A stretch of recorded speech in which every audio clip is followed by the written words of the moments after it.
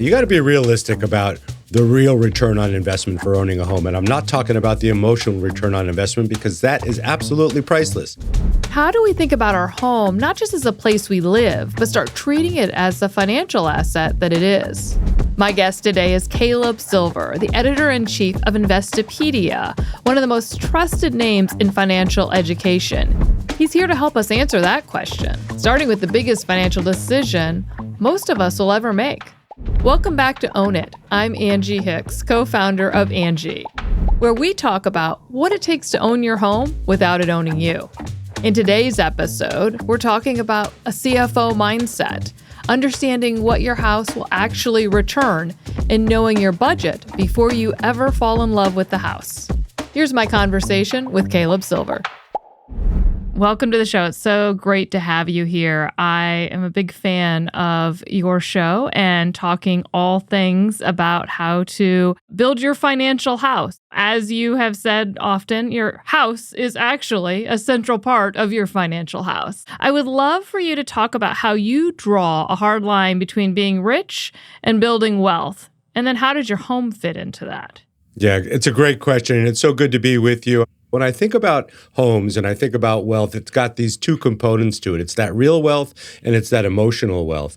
And certainly, as you know, homes, they do come with some costs, and those costs can mount up over time. But if you grow your asset and treat your home correctly, you should be able to grow the value of that. So it can be the foundation of your family's wealth. It can also be the springboard for you to generate wealth outside of that, if you should ever sell your home or decide to become a multiple homeowner. So it's got all these different functions, but the one that I think that people are really attached to is that emotional connection that you know is so important.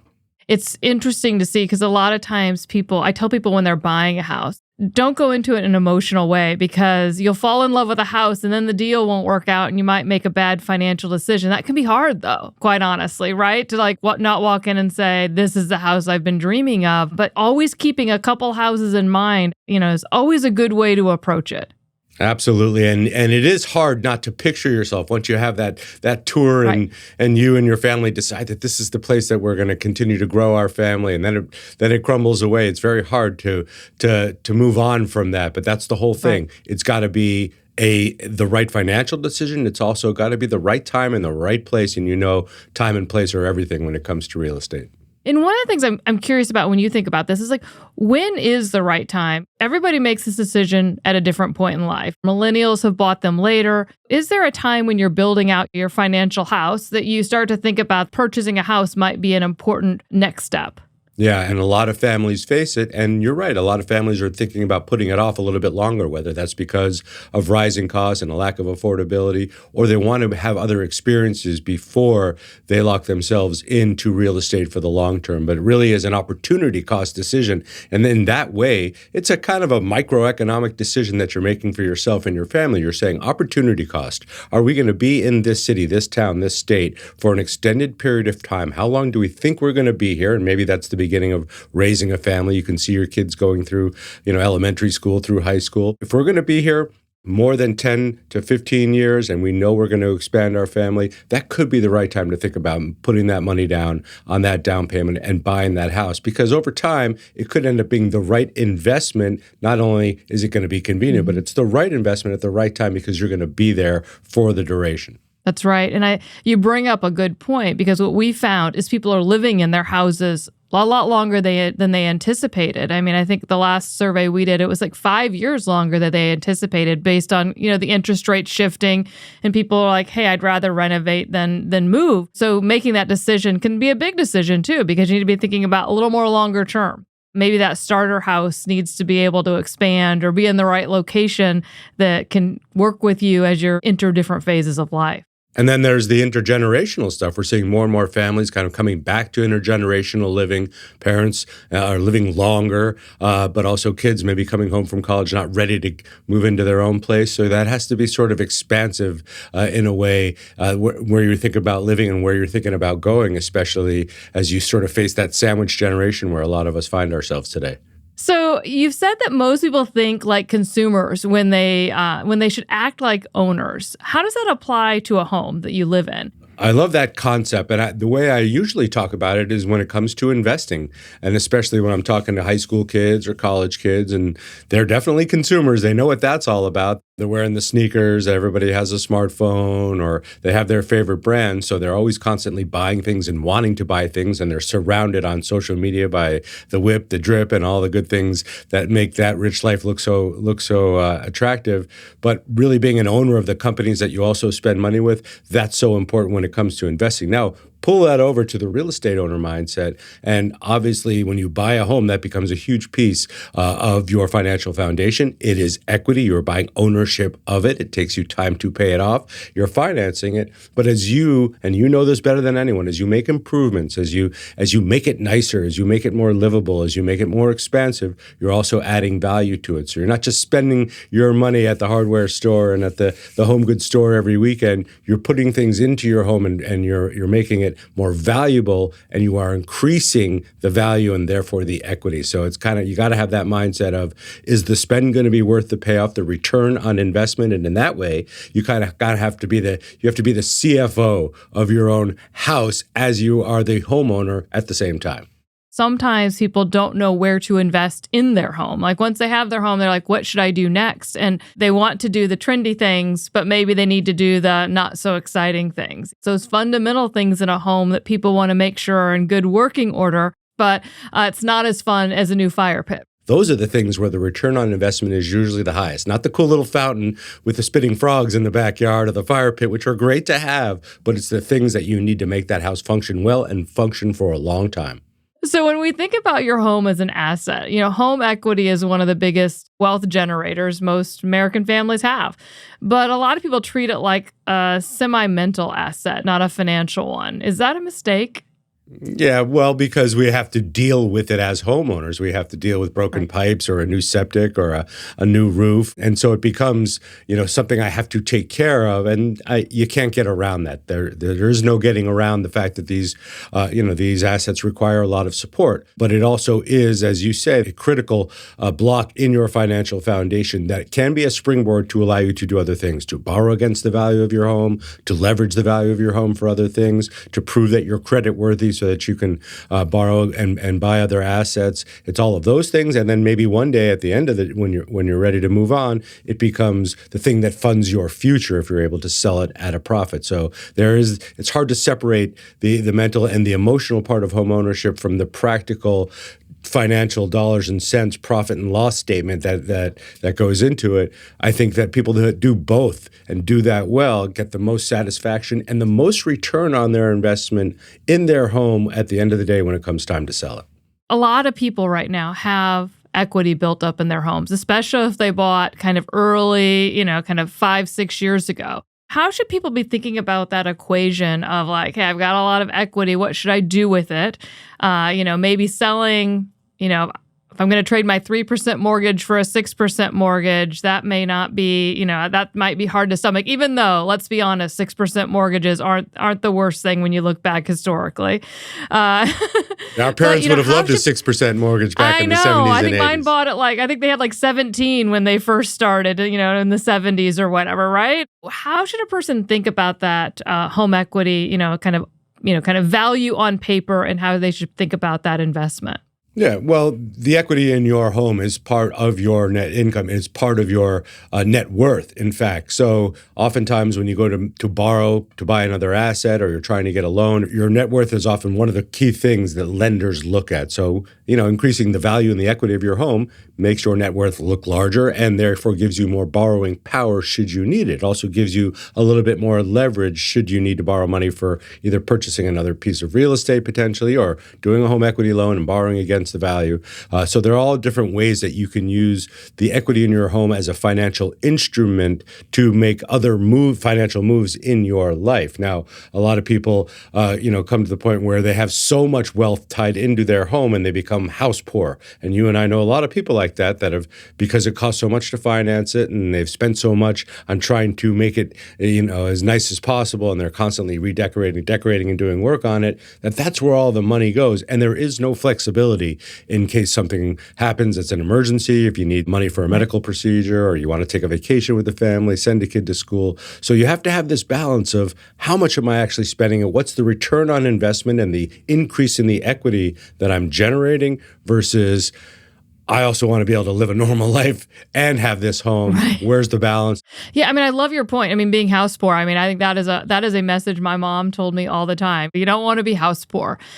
So how do you protect against that? How should you think about that? How much of your income should your home take up? Traditionally, we would say somewhere between 30 and 35%. Now, for some people, that's absurd. They're gonna say, no way, I'm spending 40 to 50% of my income on my home. And I get it. Either you have a very high monthly mortgage, or you have a lot of maintenance bills, or it's home ownership, HOA bills. Maybe it's that. But if you can get it into that 25 to 32% range, fantastic. It's not going to be possible for everybody. But when it starts to bleed into the 40, 50% of your income and your take-home pay, think about all the other things that are going up in price. It's not just the value of your home and the cost of maintenance. Every other aspect of your life is experiencing inflation, not just because of what's happening in the world today. This is the trend, up and to the right. The value of the dollar goes down every year. But if you look at things like education, health insurance, medical care in general, food prices in general, all these prices continue to rise. So you have to keep that housing spend somewhere in that 30% range if you can. Yeah. And just to clarify, I think you're bringing up another good point. It's the total housing bill. So it's not saying, hey, I want my mortgage to be 30%. I want to include the insurance, the taxes, the maintenance cost. It's an all-in cost when you say 30%, right? Absolutely. And this goes really to the heart of financial planning. And if you're a homeowner, I think it's super important to do this, whether you're doing it with a professional or you're sitting down with your spouse or your partner and you're saying, how much does it really cost to be us? If we're going to live in this house and live in the house the way we want to live in it, how much does it really cost to be us? All in, every single aspect of it. Put that as your percentage. And then you actually have a good sense of, is it too much house for me? And if we are going to make a move, what is the right number? Come up with the number first. How much house can you afford? Then find your home, because there's a lot of choices out there. And making sure that the houses you look at, and when you find them, you're thinking about what they need to be livable for you. You might find the perfect location, but, it has one bathroom and you're a family of 5. That's not going to work. So you're like, I'm going to be adding a bathroom. So how much is that? And so you need to kind of think about those elements that, what are you going to come out of pocket for like soon after you move in to make that house fit your lifestyle. Good old-fashioned family financial planning. It's one of my favorite things to do. Not enough families do it, in fact. That once a month or once a quarter, sitting around the kitchen table, where are we going? Where are we right now? What does it cost to be us? And what does it cost to be the us we want to be? So what defines a financially smart homeowner and what sets them apart? Knowing your costs. Think of being a financially smart homeowner as literally being the CFO, the Chief Financial Officer of the property. That doesn't mean you're going around counting every nail and screw in the house, and it's not about that. It's about maintaining that property and owning that home at a price, at a level that you can afford to own it at. And again, we talked about percentages of your income that should go to it. If you can keep it below 35%, that's going to be super helpful to you. So you got to get that overall number. How much can I afford? And what do I know on a month in, month out basis that I'm spending, whether I plan to or not, on maintaining this home? How many homeowners do we know that are every other weekend they're at the home, the Depot or the Lowe's or their favorite local hardware store or small business picking up things that they had no idea they needed. They went for a pair of gloves, came back with 4 hoses, 2 wheelbarrows, and some fertilizer, and all of a sudden it's a $400 cost. So again, what does it really cost? Do that actual accounting. Do the accounting for what you think it'll cost down the road. Make sure you're accounting for taxes. Make sure you're accounting for all the fees, if you have HOA fees, or if you're, paying other fees to the city or the county, that everything goes into that. And then do exactly what you just said, which is, what is our plan in this home for the next couple of years? Do we need to add another room? Is it possible that, grandma, grandpa might have to move in with us, or both of them? Who's coming back from college? How much flexibility and adaptability do we have here? And if we have it, how much is it going to cost for us to get that established? Because you want to not just know today's price, you want to know that future price. And that's why being the CFO is so important. You want to forecast. Put that into the balance sheet so you have a realistic picture. Yeah, yeah. And I got this question recently was what percentage of your home's value should you plan on for maintenance and improvements and things like that? And I think the thing that people need to keep in mind is that number moves with the value of that house. I mean, it's back to that inflation question. So, I was asked if that kind of 1% range is still a good number. And it is a good number for maintenance. Let's just say for maintenance. But you also have to remember that, if you've owned your house for 10 years, you need to take into consideration how much more your house is worth. So that number isn't it's not 1% of what you paid. It's 1% of its current value.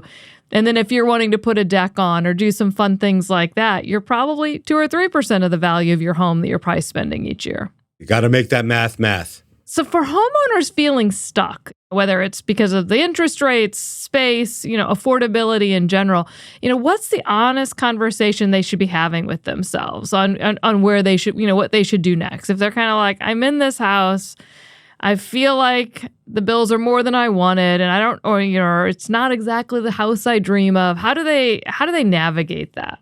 You have to face the realities, the financial realities and the economic realities of what's happening. Now, if you can do that and say things aren't going to change and I am dissatisfied with where we live and I want to make a change, well, I think it's also, depending on where you live and depending if you've cared for your home or not, a pretty good time to be a seller because there is a lot of demand out there. If you could put the right price on your home with a little extra cushion and know exactly what you would use the proceeds of that for to make that next move, whether it's to get into a next home or to decide to rent for a while in a different city or a different part of town or a different style of living, maybe you want to move into a condo from a home, then be deliberate about that. So that's what I would say. I would not expect economic conditions to change. You have to act accordingly, knowing that that's the case.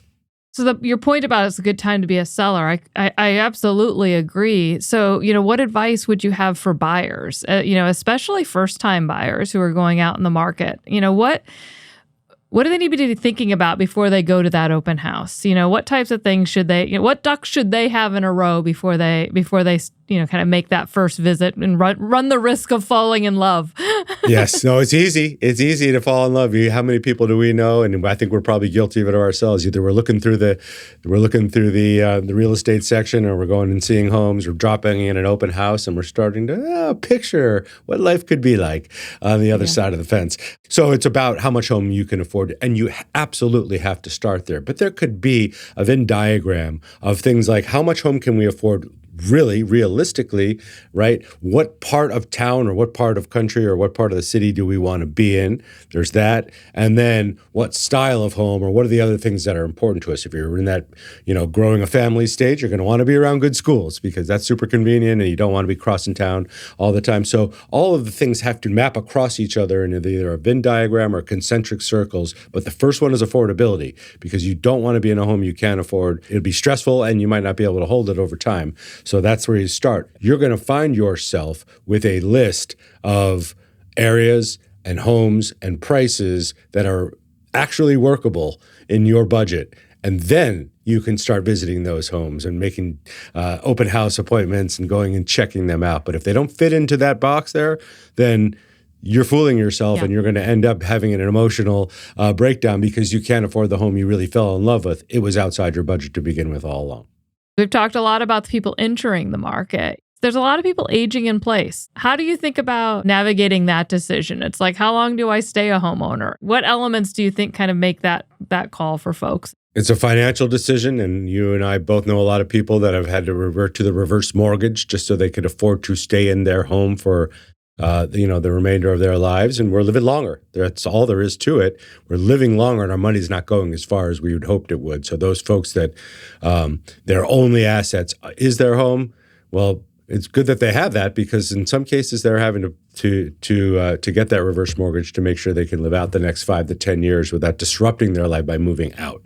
So you see a lot of people making that decision. But then, I have parents in their 80s, and the questions that we're talking about now are we're not trying to move them, but how do we make it less dangerous within the house and totally and more maneuverable for them so that we don't have an emergency in the middle of the night, with somebody falling down or bumping into something. And if you are going to stay here, can we stay here in a way where I know you're going to be safe and everything that we need, all the amenities that we need to keep you safe are here and you know how to operate them. right? That is Yes. also a financial decision. It's a physical space decision, right? It's a Right. safety decision. It's a health decision. But it all starts with, okay, if this is the case, you don't want to move and we don't want to move you, how livable is this space for you? Right. And what is it Right. going to take to put us there? So what's one thing most homeowners understand too late when it comes to home ownership?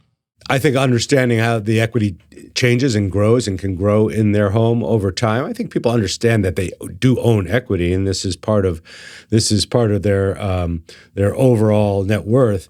But being able to use it as a tool, whether that's as a tool to borrow against it, whether that's a tool to help you again improve your credit score so that you can have more borrowing power. I think people forget that. Putting money into the wrong things to increase the value of your home. And it's easy to go down that road when you see your neighbor putting in a beautiful new, outdoor garden right in front, and you would like to do that too, but you actually have roofing issues you need to face first, right? So put the money where you're going to get the biggest return and the functionality first, and then work on beautifying and raising the value of your home. I think we all do that in reverse because it's curb appeal, and we all suffer from it. You're exactly right. And I think kind of keeping in mind that this is more of a marathon than a sprint when it comes to home ownership. It's a game of patience as well. So another question for you, Caleb, when it comes to your home, how should you really think about the return on investment there? I mean, because it isn't just a clean economic decision. Like, how do you think about the whole picture? Yeah, you got to be realistic about the real return on investment for owning a home. And I'm not talking about the emotional return on investment because that is absolutely priceless. You have your kids' birthday parties there, special moments there, Thanksgiving there. That's different. And it's hard to put a price tag on that. But when you think about real returns in dollars and cents, the real return for real estate, especially for residential real estate, is somewhere between 2 and 4%.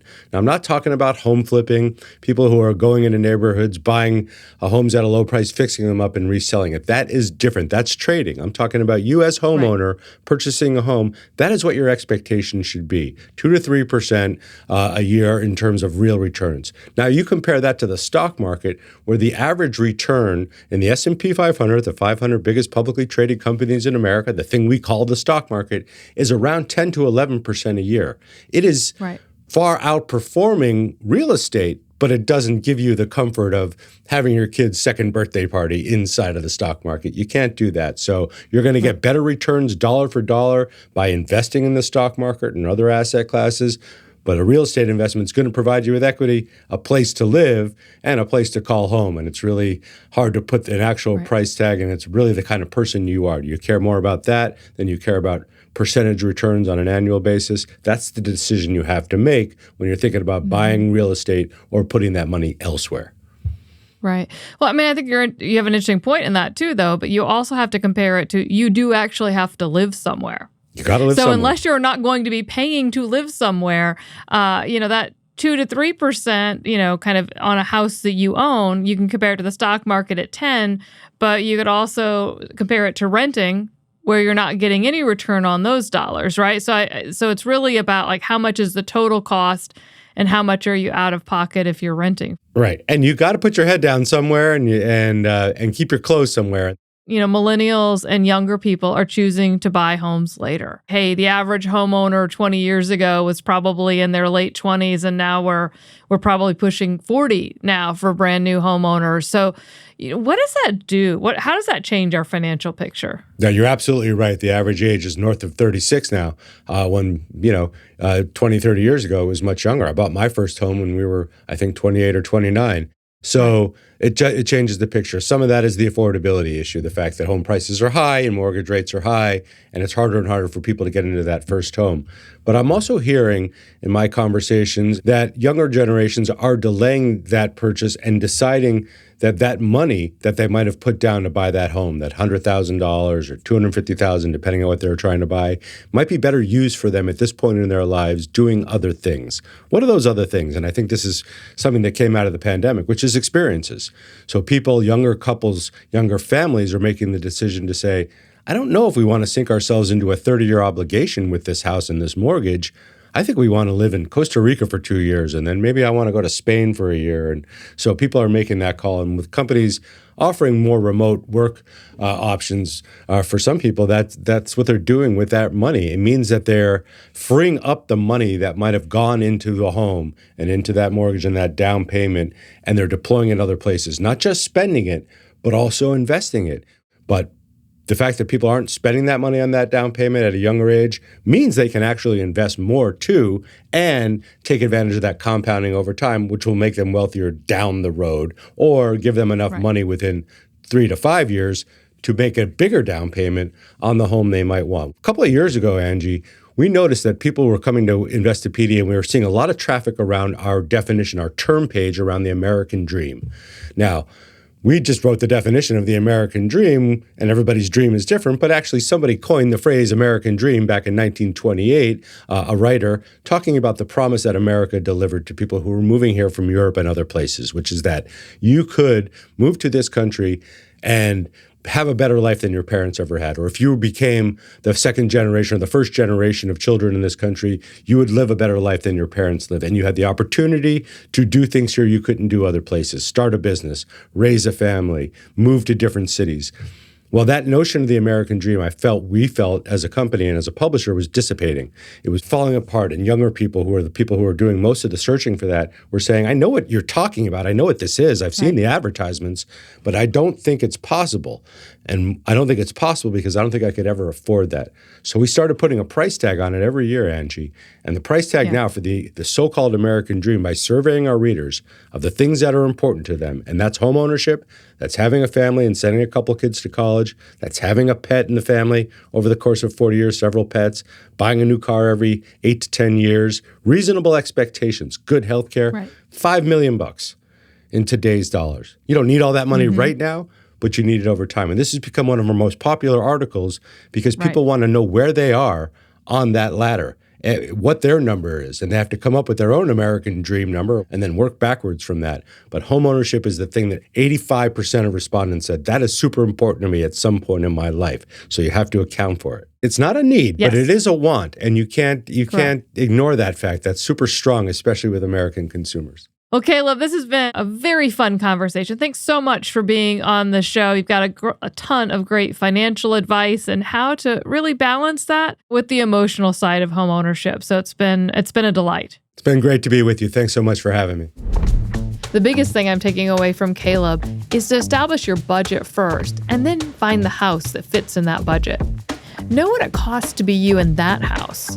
That's what it means to own it. Thanks for watching, and if this episode was helpful, please subscribe. And if you would, share it with someone that needs it. I'll see you next time. This is Angie Hicks with Own It.